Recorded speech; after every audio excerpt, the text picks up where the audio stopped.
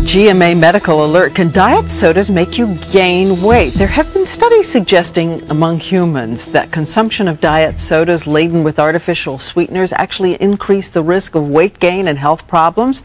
And now a new study from Purdue University with rats may tell us why. It seemed like a fluke, not so. Here's Dr. Marie Savard, our contributing physician. It's great to have you here this morning. All right, what are we talking about? How many diet sodas? We're talking about as little as one 12-ounce can of diet soda a day increase the risk of health problems, weight gain, metabolic syndrome by 30–40%. Now, see, this seems like a fluke, and everyone would say it's just that you're eating more because you have the diet soda, so you can eat the French fries, and that's what's going on. But you say this new study says no. It's more than that. We've heard, and we've certainly controlled for behavior, but you can't completely control for behavior in a population study. But in this rat study, they specifically looked at rats in terms of how much diet foods that they consumed, and it seemed that it revved up their metabolism in a way normally such that they then blunted it when they started eating the diet foods. There's something about diet foods that changes your metabolism, changes your brain chemistry. So you think that it's changing the body physically to react to actual sugar in a different way, to act to food in a different way? Yes. Anything that you put in your mouth, your body has a strong reaction to it. It's much more than just counting calories. And it seems that normally with sweet foods that we rev up our metabolism to prepare for that calorie load.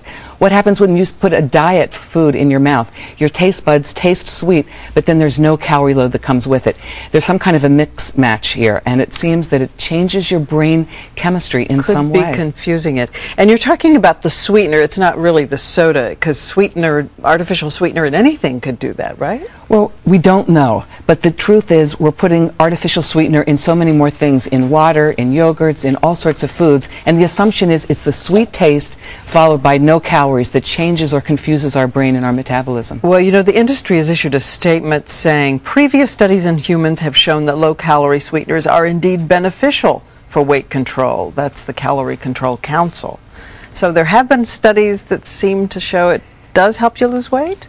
There have been small studies. There are two large studies recently, over 18,000 people followed from 5 to 9 years, where they found healthy adult people consuming as little as one diet drink a day could increase the risk of metabolic syndrome, pre-heart disease, and weight gain by 30–40% or more. You're talking about one a day, but take a look at this. This is, on average, what each of us consumes a year in diet sodas, and you're saying, by and large, people either don't drink them at all or drink 3 or 4 a day. So 163 a year. What are we to do now? Should you stop automatically? And if you stop completely, does it change your metabolism back? You know who's dependent on it, who can't get off the stuff. I saw that in my practice. The truth is, if you're consuming a drink or more a day, you know it, you know that you're taking it, and you really have to think about eliminating it, because you're probably the very person who needs to change those health behaviors to prevent the diabetes, heart disease, and stroke. So you're really saying stop them?